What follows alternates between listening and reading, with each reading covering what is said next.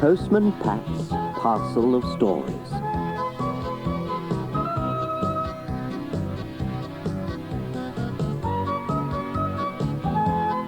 A Day at the Sales.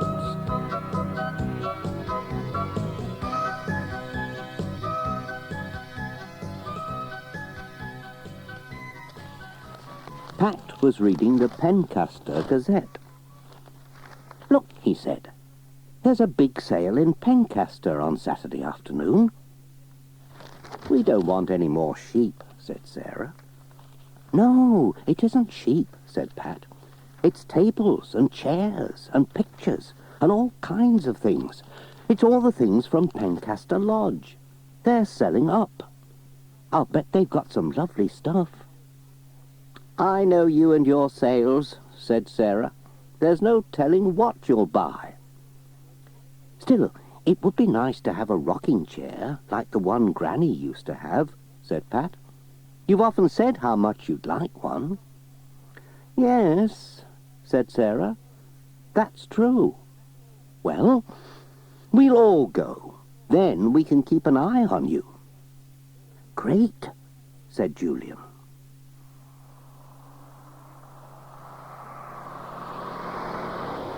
Pat and Sarah and Julian caught the Greendale bus at 1:30 on Saturday.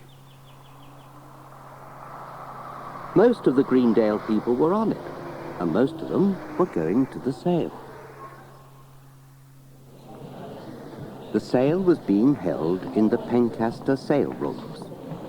There were crowds of people there, all hoping for a bargain, and you never saw such piles of things.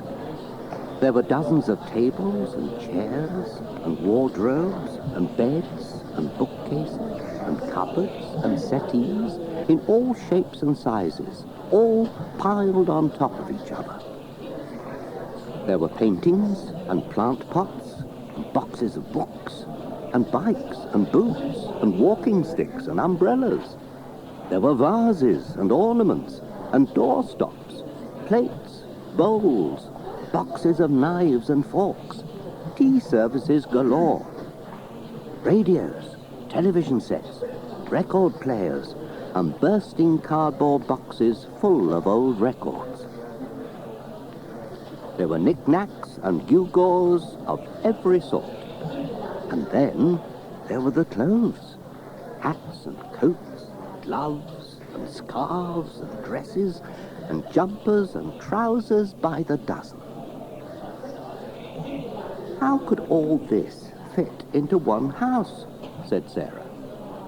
"It's a big house," said Pat. "I delivered a parcel there once, and it was a big parcel." "They must have had a lot of money," said Julian.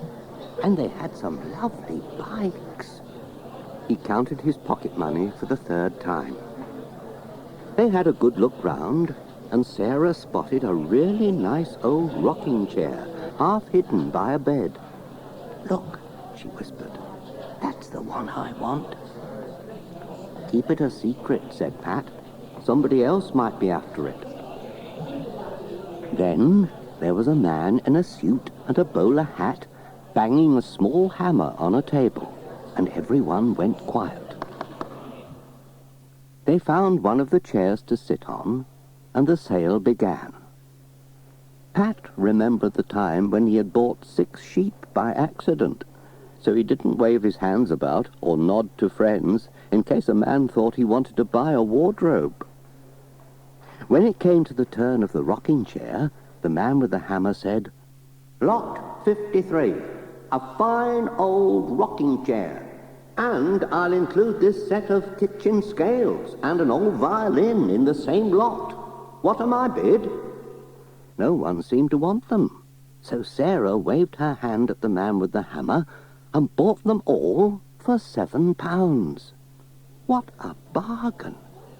She was pleased. She said to Pat, "Those scales will come in handy next time you have a go at making a cake." Then the bikes were wheeled out, and Julian bought one for £5. He was very pleased.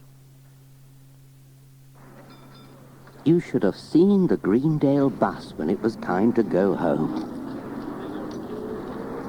Everyone had something from the sale. There were things crammed into every nook and cranny of the bus. Granny Dryden had a large table lamp on her knee. The Reverend Timms was sitting on top of a rolled-up carpet. There was a table, a bed, Julian's bike, and the rocking chair all tied on the roof rack. Pat had the scales on his knee. Sarah had a box of books. Julian had the violin.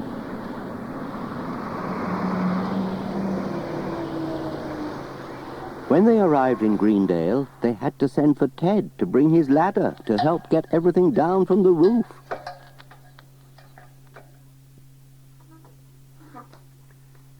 Pat and Sarah had to move the furniture round to make room for the rocking chair. How cozy it looked at the side of a warm fire. They took turns at sitting in it. Sarah helped Julian to mend 2 punctures they found in the tires of the bike. Then they went out for a ride as far as Thompson Ground. "I'll stay at home and try these scales out," said Pat. When Sarah and Julian came back, Pat had made scones for tea. They were very good. "No problem," said Pat. "I like these old-fashioned scales and weights. They make sense to me."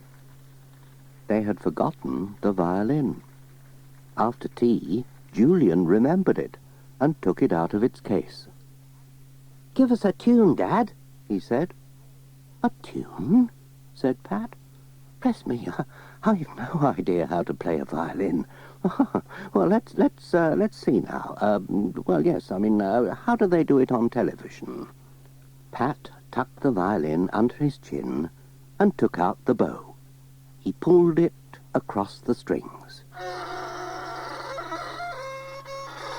It made a horrible screeching sound. He tried again. Oh, it was worse. "Let me try," said Julian. "Oh, what a din!" "Oh, look at Jess," said Sarah. His fur was standing up like a brush. His tail was shaking. His back was arched. At the next squawk from the violin, poor Jess ran for his life. He ran upstairs and hid under the bed, and he wouldn't come out until they put the violin away in its case and offered him a nice piece of fish.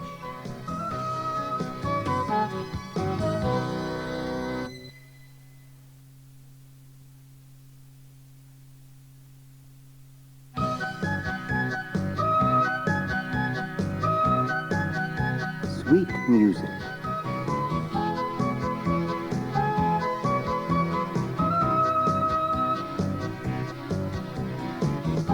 The next day, when Jess went out mousing, Pat took the violin from its case and looked at it and stroked its smoothly polished wood.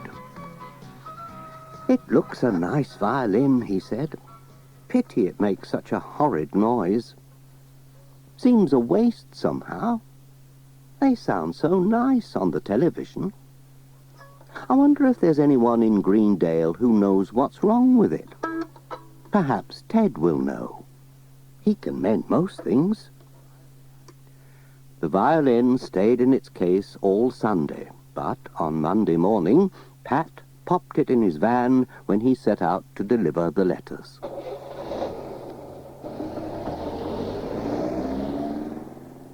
There were lots of letters for Dr. Gilbertson that day. Pat showed her the violin. It looks quite fit to me," she said. "Oh, but just listen to it," said Pat, and scraped the bow across its strings. "Oh, ow!"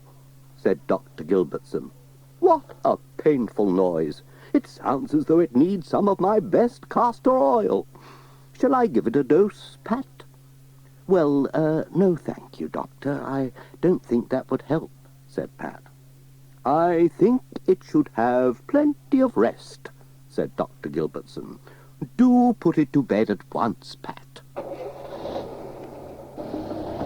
Pat went on his way. His next call was at Greendale Farm. Sam Waldron's van was already there, and Mrs. Pottage was busy buying her groceries for the week. "I have something special today," said Sam. "Fresh from Morecambe. 2 big snappers with eyes on stalks. Just the thing for your dinner." "It's like something from outer space," said Pat. "It looks as though it would like to have me for dinner." "A crab," said Mrs. Pottage. "I love crab. Yes, please." "I have something special as well," said Pat, as he gave her the post. He showed her his violin. "Oh, you bought that at the sale on Saturday," said Mrs. Pottage. "Do give us a tune." "Well, I can't do that," said Pat. "I think there's something wrong with it. Just listen." He scraped the bow across the strings. A harsh scraping squeal came out of it, and a great crowd of gulls flew up from the field, making their own squealing noise. "It makes a good bird scarer," said Mrs. Pottage. "We could give you a job with that if you have any spare time. Just stand in the middle of the cornfield, scraping away at your violin. It'll be far better than our old scarecrow." "It wants a bit of rosin on the bow, that's all," said Sam. "Whatever is that?" said Pat. "It's a hard block of yellowy stuff," said Sam. "I used it when I used to go dancing. You can rub it on your shoes to stop them slipping." "And do they use it on violins?" said Pat. "That's it," said Sam. "Oh, yes, we have some," said Mrs. Pottage. "Katie uses it for her ballet classes. Let's see if it makes your poor old violin sound any better." She dashed into the house and came back with a small round block of rosin. Pat rubbed it on the hairs of the bow. "Here goes," he said. He pulled the bow carefully across the strings. There was a high wailing sound, like a baby crying. "Oh, it is different," said Sam. "But still a bit painful," said Mrs. Pottage. "Not much like music. You'll have to take lessons." "Well, I don't really want to be a violinist," said Pat. "I just thought I'd have a go with it to see how it works." "Well, you might enjoy it if you learned properly," said Mrs. Pottage. "You could go to Mrs. Cockett in Pencaster. She's very good." "Well," said Pat, "I might, and then I might not. I'd better get on with playing these letters. Cheerio." Pat was on his way. His next call was at the church. The Reverend Timms spotted the violin in Pat's van. He smiled and said, "Ah, Pat, the good Lord speaks to us through music. I never knew you played the violin. We shall have fine music in church if—" "But you don't understand, Reverend," said Pat. "I can't play it at all, you see." "Oh, you're just being shy, Pat," said the Reverend Timms. "You must not hide your light under a bushel. I truly would like you to play for us in church on Sunday. Just a short piece to begin with." Pat didn't know what all this was about lights and bushels, but he could not make the Reverend Timms understand that he was hopeless at playing the violin. It was a lucky thing that one of Alf's pigs got out again that morning. It made the Reverend Timms understand all right. It pushed the churchyard gate open with a bang and came snuffling up the path towards them, looking for something good to eat. They shouted and waved their arms at it, but it took no notice at all. Then Pat had an idea. He ran to his van and got the violin out. He stood in front of the pig and played a long note on it that made the Reverend Timms put his fingers in his ears. The pig stopped in its tracks and looked at Pat curiously. Pat played more and more notes at it. The pig blinked, shook its head, then turned and ran for home. The Reverend Timms took his fingers out of his ears. "Oh, Pat, do please stop," he said. "I believe you now, but my goodness, what a good pig scarer it makes." "It's good at scaring birds as well," said Pat. "I'd better make sure that pig gets back home. Goodbye, Reverend." "Bye, Pat." Pat chased the pig home and took Alf his letters at the same time. "Whatever was that dreadful noise?" said Alf. "Was it the fire siren?" "It was my violin," said Pat. "It brought your old pig back home." Oh, well, thanks, Pat," said Alf. "But please, don't play it any more. Just look at my poor hens." The hens had all run to their perches and sat there with their feathers fluffed up and their heads tucked under their wings. "Another screech from that thing," said Alf, "and they'll stop laying. You mark my words." "Sorry about that," said Pat. "Oh, it's all right. I'm jolly glad to have that old pig back," Alf said. After that, Pat kept the violin hidden at the back of the van. When he got home, he hid it under the bed so that Jess would not see it, and no one would ask him to play it. That night, Pat and Sarah had the biggest fright of their lives. They were sleeping peacefully in their bed. All was quiet, and then there was a great bang. Pat and Sarah lay shivering in the dark, with their heads under the blankets, waiting for robbers to jump on them or shoot them. Then Pat whispered in a shaky voice, "Did you hear that?" "Yes. What was it?" "I don't know." "Shh. Listen." The light went on. Two frightened faces peeped out of the blankets. It was only Julian. There was no one else in the room. "What was that bang?" said Julian. "I don't know," said Pat. "Let's have a look."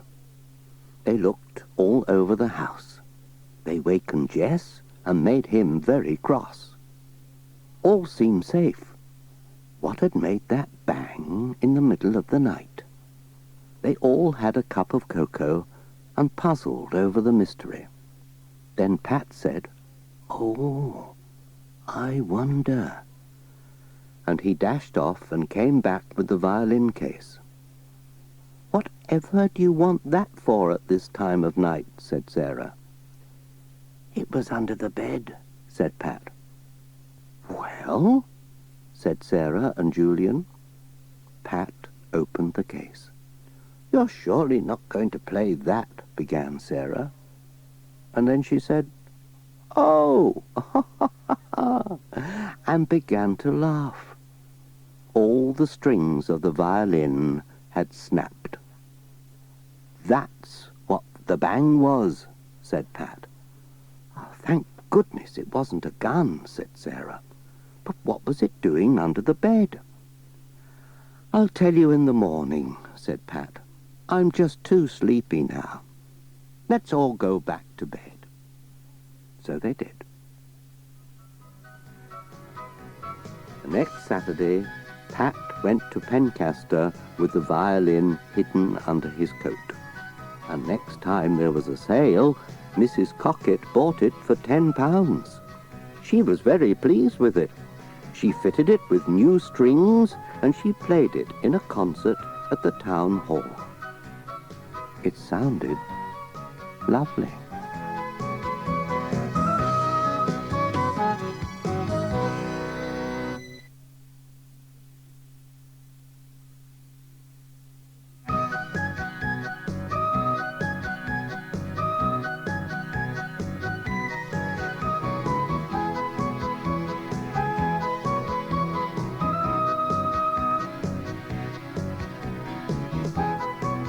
Pat goes to church.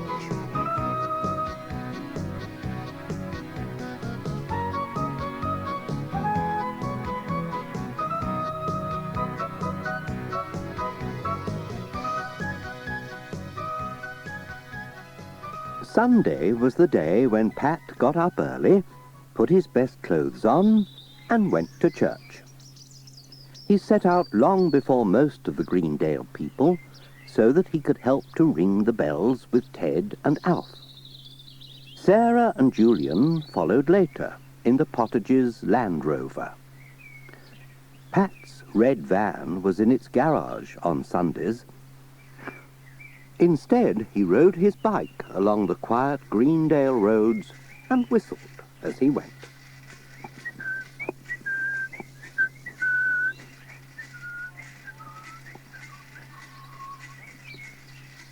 One Sunday, Pat had not gone very far when his front wheel hit something sharp in the road, went and was flat to the rim in a moment. "Bother it," said Pat. "Now I'll have to walk, and I'll be late for the bell ringing. I don't know what it'll sound like with only Alf and Ted to ring." He leaned his bike against the wall and left it there.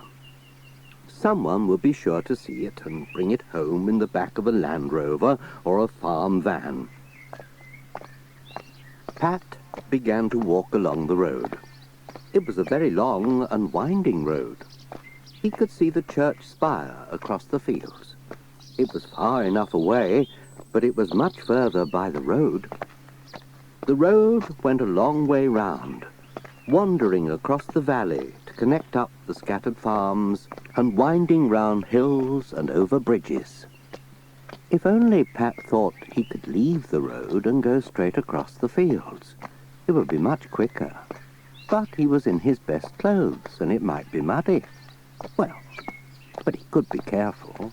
The weather had been dry, and the church spire seemed to be calling him to come directly and not walk the weary long way round by the road.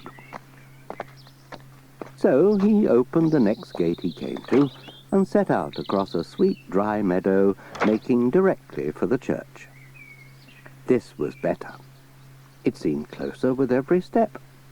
He took good care to skirt round the muddy places so that his trousers stayed Sunday clean. All would have gone well if Pat had not met one of Alf's rams. And things might still have been all right if the ram had not been in a bad temper. And it still might not have been too troublesome if the ram had not had very long and sharp horns. It wanted to run with the sheep, and it knew they were not far away, as it could hear them bleating, but it couldn't get to them. This put it in a very bad mood indeed. So, when it saw Pat striding through its field, it put its head down and charged. "Help!" cried Pat, and ran for it. He knew how fierce a ram could be. Luckily, the wall was not far away. Pat ran for the wall and jumped over it, leaving the ram snorting and stamping at the other side. Oh, that was a lucky escape," said Pat.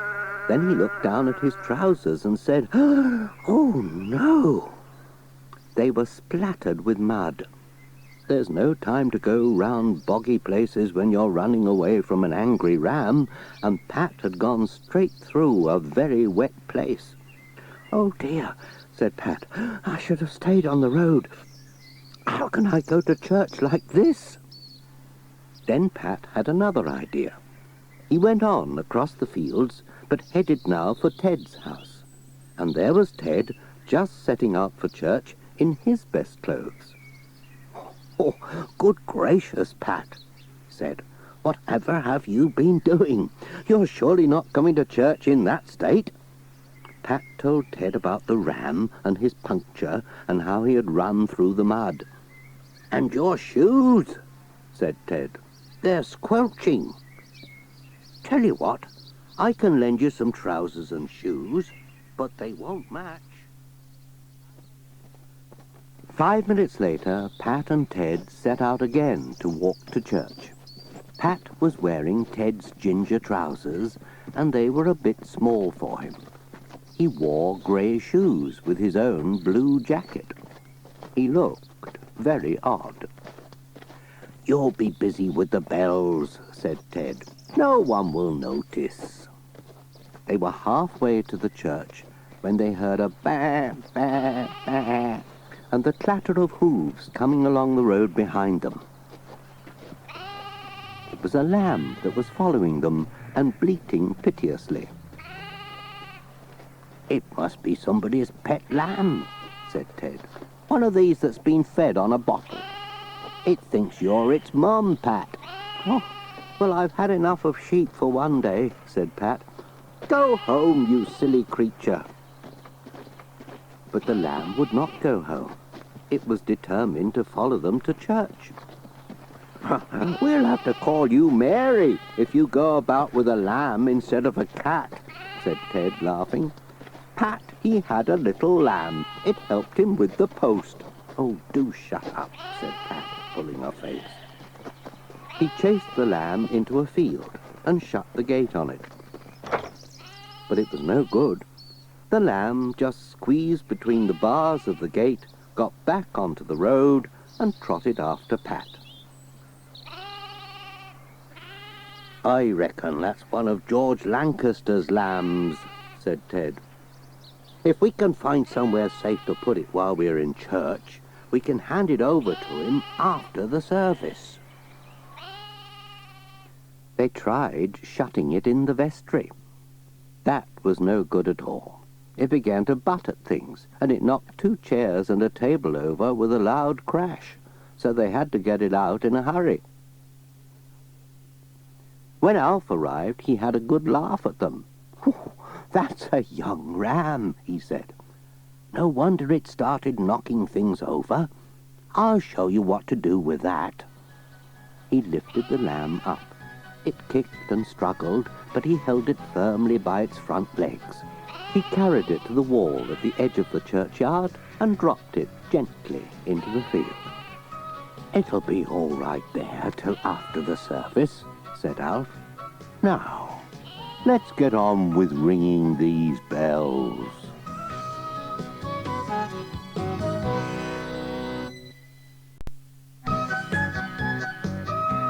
A knocking at the door.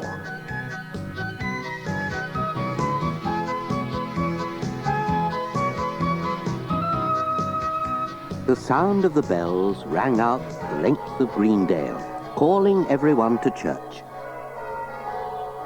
In all the farms and cottages, people were saying, "Hurry up, it's time we were off. Have you got the money for the collection? Is my hat straight?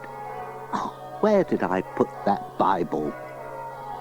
And the children were having their hair brushed and combed and their achy faces wiped clean, no matter how much they grumbled. They would all be spruce and smart for church. Miss Hubbard arrived at the church to put a last touch to the flowers. Then the Reverend Timms came with his Bible and a bundle of parish magazines. Then, in 2s and 3s, the people of Greendale came to church. The ones who lived near enough liked to walk if the weather was fine. Others came in farm trucks and vans and Land Rovers. Sarah and Julian came with Mr. and Mrs. Pottage and the twins. It was time to ring the bells down and begin the service. When Pat, Ted and Alf came to sit at the back, Sarah was amazed when she saw Pat. "Just look at your dad," she whispered. "He didn't look like that when he left home. What on earth has he been up to?" Pat did look odd in Ted's gingery trousers at half-mast and squeaky grey shoes 2 sizes too big for him. All went well as usual until the Reverend Timms was well launched into his sermon. He was just saying, "As it says in the Bible, Luke 11:9, knock and it shall be opened unto you." And at that very moment, there was a loud knocking at the door of the church. Well, a kind of knocking. More a banging, perhaps. Everyone turned to see who it was. "Good heavens!" exclaimed the Reverend Timms. "There is a knocking at the door. How extraordinary! Pat, would you be so kind as to see who it is?" Pat wobbled up the aisle in Ted's shoes that were 2 sizes too big for him. How silly he felt. He opened the door gingerly.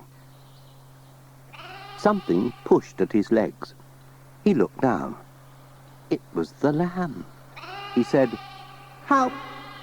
and got no further because the lamb butted so hard at his legs that he tumbled over on top of it. What a rumption there was in that church doorway. Pat and the lamb were in a real old mix-up with legs and hooves everywhere.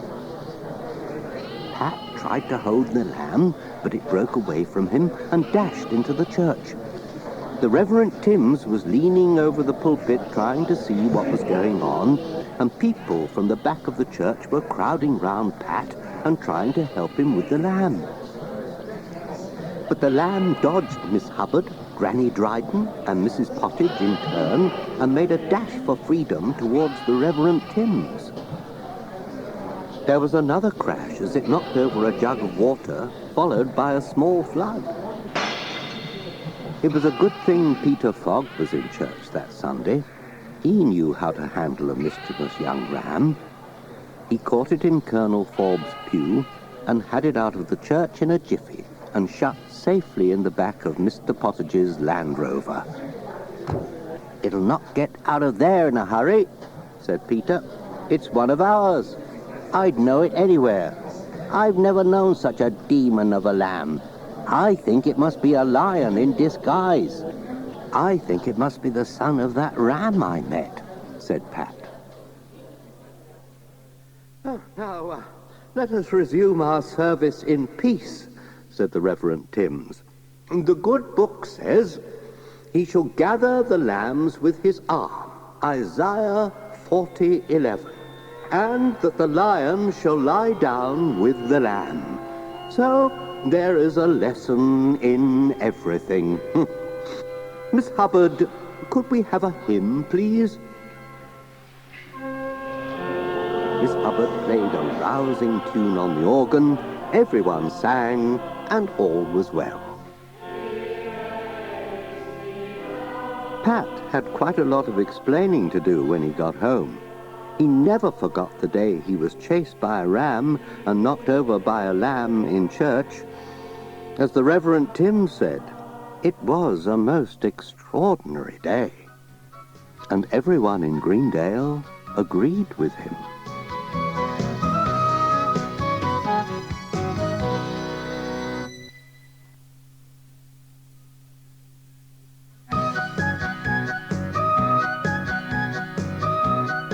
It's raining in the kitchen.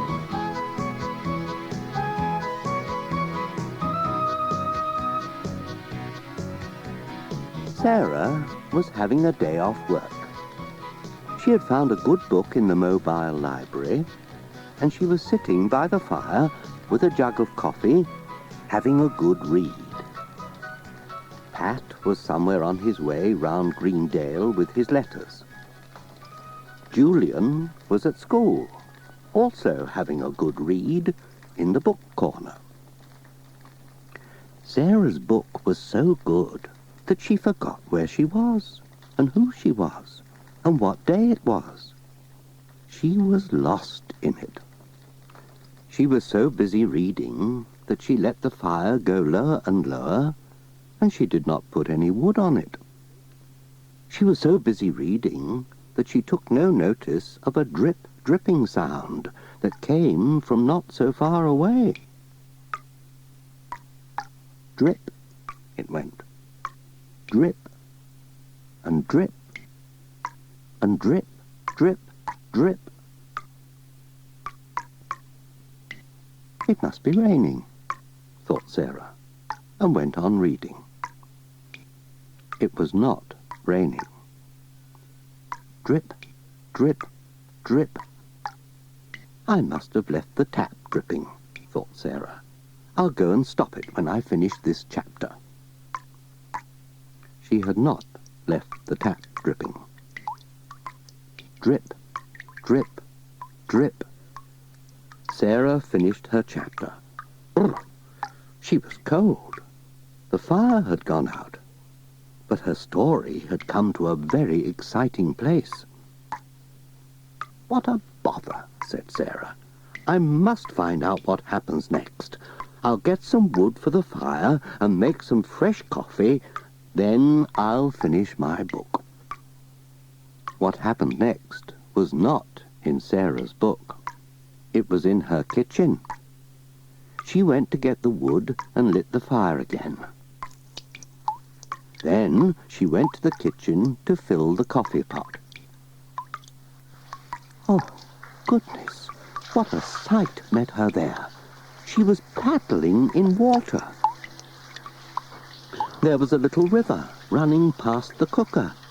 It was raining in the kitchen. Help! Shouted Sarah, but there was no one to hear.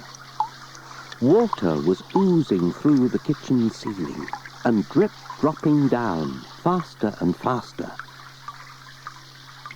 Sarah opened the door and swept the water out with a brush, but more water kept on coming. The ceiling was beginning to bulge like a balloon. Sarah didn't know what to do. There was the sound of an engine in the lane. Sarah ran down the garden path. Who was it coming round the corner? Oh, good. It was Sam Waldron in his mobile shop. Sam! Sam! Shouted Sarah. Sam stopped by the gate. Hello, he said. Anything wrong? Oh, Sam, said Sarah, it's raining in the kitchen. Raining? Said Sam. But it's a fine day. Not in my kitchen, it isn't, said Sarah. Come and see. Sam ran down the garden path and into the kitchen. Good gracious, he shouted when he saw the flood. Where's your stop tap? My what? Your stop tap. I haven't the foggiest, wailed Sarah. I expect Pat would know, but he's out with his letters. Goodness knows where he'll be just now. Hang on, shouted Sam. He ran to his van and came back with 6 washing-up bowls. These are all I've got, but they'll help, he said. He put the bowls under the drippy places all over the kitchen. The trouble was that there were more and more drippy places.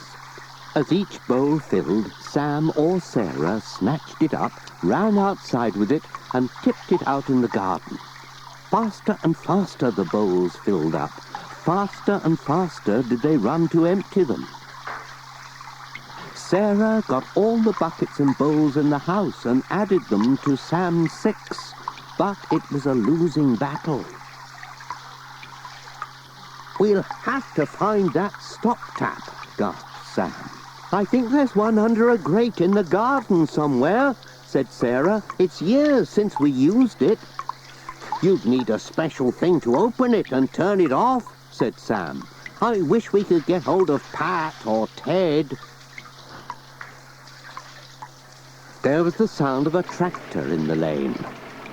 That sounds like Peter Fogg, said Sam.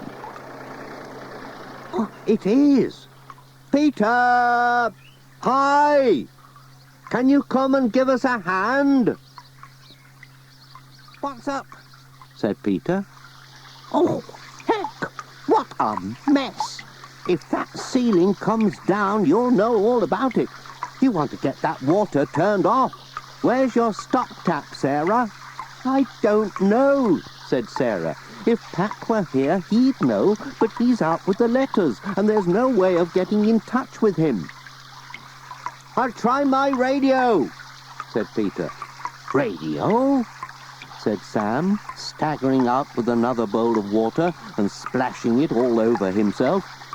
We've got CB radio in the tractors now, said Peter, so we can keep in touch when we're working a long way from the house. It was Colonel Forbes' idea. It saves no end of trouble, and it's great fun. Keep going with the bowls. I'll be back. Peter ran to his tractor and switched his radio on. There was a loud buzzing and crackling as he twiddled the knobs and switches.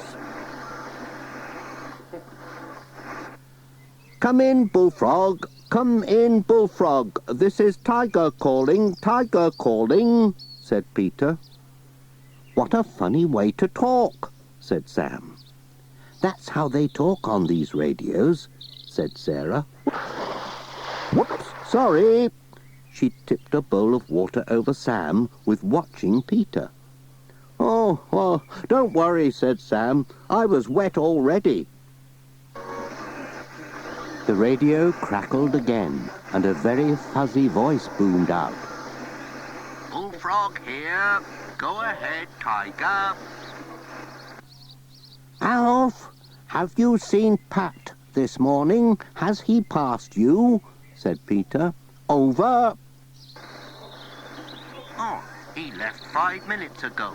He'll be on his way to Kestrel by now. Over. Oh, thanks, Alf, said Peter. Over and out. Tiger calling, Kestrel. Are you there, Kestrel? Come in, Kestrel. Kestrel, said Sarah. Who's that? George Lancaster, said Sam. He'll be lucky to get him. He's always listening to Radio 1. But there he was, after a good deal more buzzing and crackling and seeming very far away, with the sound of sheep bleating in the background. Hello, Kestrel here. Kestrel here.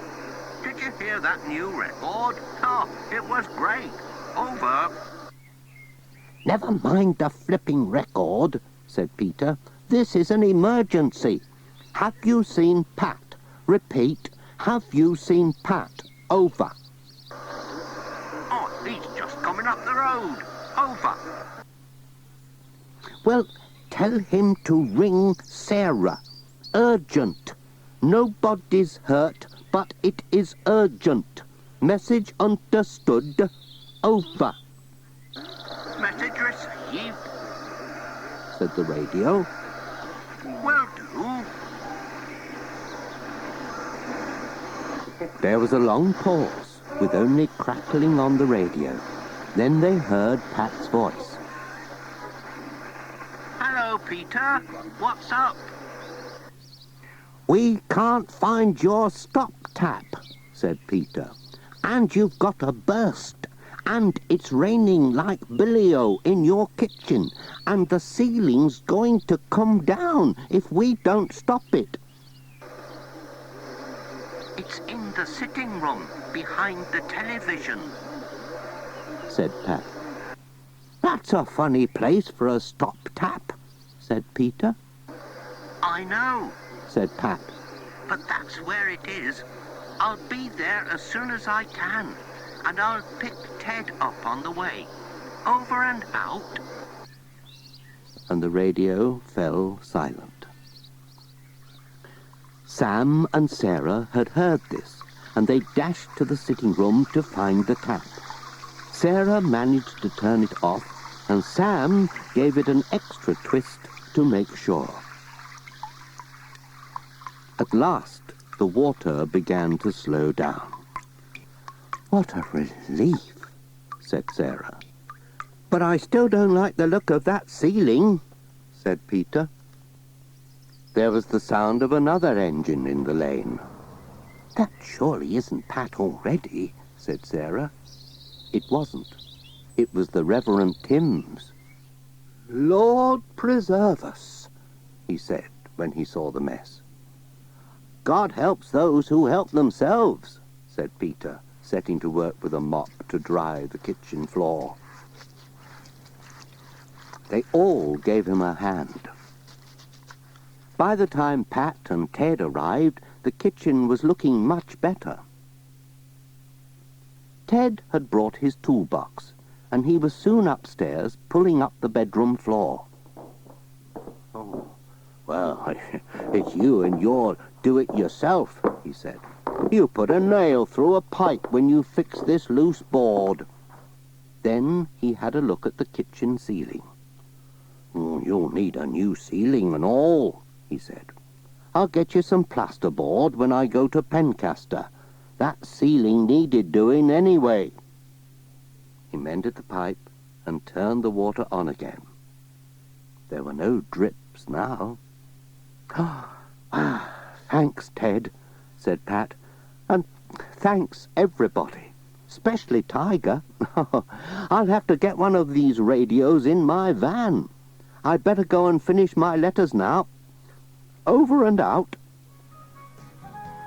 When they had all gone, Sarah said to herself, "And I'm going to finish my story." So she made her coffee and poked up the fire and did just that.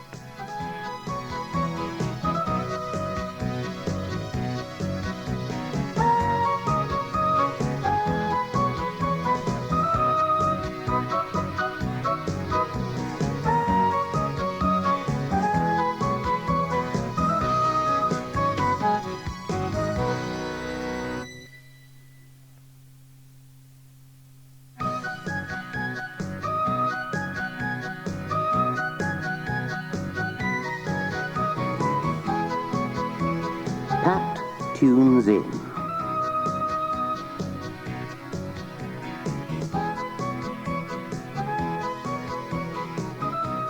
There was a parcel for Ted on Monday. When Pat walked into Ted's workshop, he was sitting at his bench mending something. It was in such small pieces that Pat couldn't tell what it was at first. There were dozens of bits of coloured wire and plastic, wheels, levers, pointers, springs, batteries, a clock face and fingers, a black round thing, a small bulb, some string, a plastic case, and a wooden case. "Whatever are you doing?" said Pat. "Oh, just a bit of fettling," said Ted. "But what are you fettling?" said Pat. "That bit looks like a clock, but that bit looks like a radio, and that could be anything in this world." "It's a clock and a radio," said Ted. "They got a bit mixed up, and I don't know what these bits are. They're left over from something I wish I knew what. When I finished, I should have Miss Hubbard's clock working at last, and this old radio's for you, Pat. It was in a box of junk from that sale in Pencaster. I thought you might like to listen to a bit of music in your van." Oh, thanks," said Pat. "That would be lovely. I could listen to the Archers on my way home after the lunchtime delivery. But I hope you don't finish up with a clock that gets radio too, and a radio that chimes like Big Ben." "I'll get it sorted out," said Ted. And he did. He had the radio ready for Pat on Tuesday morning, though there did seem to be some parts missing from Miss Hubbard's clock. Pat drove off to a cheery tune on Radio 2.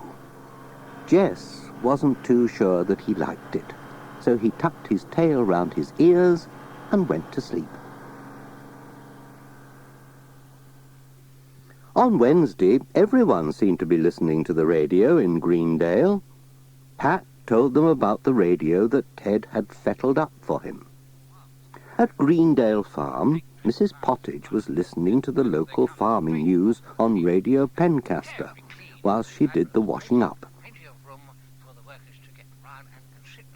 "I know that voice on your radio," said Pat, "but I just can't place it." "Of course you do," said Mrs. Pottage. "It's Colonel Forbes talking about his new milking parlour. I'll have to tell Herbert about that. And they mentioned Peter's wedding on Saturday." "Well, I never," said Pat. As Pat went on his way, he gave his radio a twiddle and listened to Radio Pencaster. When Jess heard Colonel Forbes' voice, he looked behind the radio to see where he was and scratched at its case and looked cross at not finding him. At the vicarage, the Reverend Timms was listening to the morning service. "Beautiful singing," he said. "I'll have to have a word with Miss Hubbard about the choir. It's time we had some new hymn books." "We might get on Radio Pencaster," said Pat. "Well, we just might," said the Reverend Timms. "I hope you're in good voice for Sunday." "Oh, yes," said Pat. "I've been practicing with my new radio. Singing along a bit, you know." "Excellent," said the Reverend Timms. As Pat went on his way, he gave his radio a twiddle and listened to more of the morning service. He sang along in a good loud voice and learnt 2 new hymns. Jess hid behind a pile of parcels. At Thompson Ground, Dorothy Thompson was feeding the hens. Pat could hear music coming from the hen house. "Your hens listen to the radio," said Pat. "Yes," said Dorothy. "Of course they do. I put the transistor in with them for a bit every day." "What's their favourite programme?" said Pat, smiling. "Radio 3, said Dorothy. "Every time. A nice bit of that classical music. Mozart. That's what makes them lay like Billy-O. None of that modern stuff, mind. I turn it off when that comes on. It makes their feathers drop out." As Pat went on his way, he gave his radio a twiddle and listened to Radio 3. Jess woke up and began to purr. "I hope this fellow Mozart won't make you lay an egg," said Pat. When Pat called on Granny Dryden, she was listening to a story on school's radio about some children who found a magic land in the back of a wardrobe and met a witch there. "I love these stories they put on for the children," she said. But Pat couldn't hear her. She had turned her radio so loud that it nearly blew Pat's hat off. "You are what they call a girl." "I'm sorry," said the phone. he shouted, "Of course "but I I'm a can't girl," said hear Lucy. what you "You say." are, in fact, human. Of course I'm human." She gave said the Lucy, radio still a little bang on puzzled. top of its To old be sure, cabinet. to be sure," It said the popped phone. and "How crackled, stupid then of went me. on as loud I've as never ever. seen a son of Adam or a daughter of Eve before. "What?" I'm delighted. That is said to say, Granny Dryden. and then it stopped, as if it'd been "I going to said say I something can't not hear intended, you," but it remembered in shouted time. Pat. "It's your Delighted, radio. delighted, it went on. Too Allow me to loud." introduce myself. "Speak My name is up," Tumnus. said Granny Dryden. I'm very pleased to "And meet I you, Mr. think you Tumnus," must said Lucy. need a new battery "May in I your ask- hearing oh, aid," daughter of said Eve," Pat. said Mr. Tumnus. "Have "I'm you sorry, got Pat. Tanya?" I can't lend you a spade," What's said that? Granny said Dryden. Lucy. "What do you want a "This is the spade land of for?" Narnia," said the But phone. Pat still There we are couldn't now. hear. Oh, "Hang the on a light minute," between the he lamppost and the said. great castle of He King rummaged Arabella in his East, pockets Lucy. and found a spare battery You are left come over from from the wild ones packet of he had West. bought for his radio. I got "I in through think the this is workshop the in spare kind you room," need," said Lucy. he yelled. Ah, He said held Mr. the Tumnus. battery up so that Granny Dryden could see it and pointed at the pocket where she kept her hearing aid. Suddenly she understood what he was on about. She fished the hearing aid out of her pocket and Pat popped the new battery in. At least, "Oh!" sure. cried Granny It is summer Dryden. there. "What a noise!" Meanwhile, said Mr. She Tumnus, ran to the "it is radio winter and in turned Narnia." it off. "Oh, "Oh, that's better," said Pat. "We can hear each other now." "Now, what were you saying about a spade?" said Granny Dryden. "No, not a spade," said Pat. "I was saying you needed a new battery in your hearing aid." "But I've got one," said Granny Dryden. "Bless you, Pat, you must be getting forgetful. You've just put it in for me. And what a kind, dear fellow you are, too. Now, what do I owe you for that?" "Not a penny," said Pat. "It's all part of the service." And, try as she might, he wouldn't let her give him anything. "But, Pat, you must be going deaf yourself," said Granny Dryden. "You couldn't hear what I was saying." "It was your radio," said Pat. "But my radio's off," said Granny Dryden. "So it is," said Pat. "Well, I'd better be on my way. I still have lots of letters to deliver. Cheerio." "Bye, Pat. And don't forget to go and see Dr. Gilbertson about your ears." Pat was on his way. He called on Ted Glen. Ted was listening to Scottish dance music on his hi-fi. "How's your radio?" he said. "Oh, fine," said Pat. "But it's not playing anything like yours." "Oh, that's BBC Scotland," said Ted. "I have a special aerial up in that tree out the back. You'll not be able to pick it up in the van. I can get Moscow as well."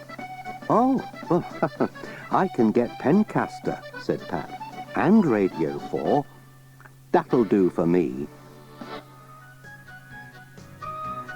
Pat was on his way. He had a twiddle at the radio, but he couldn't get a whisper of the Scottish music. He listened to the Archers on the way home. He became so interested in the story that he missed his turning and was halfway to Pencaster before he knew it.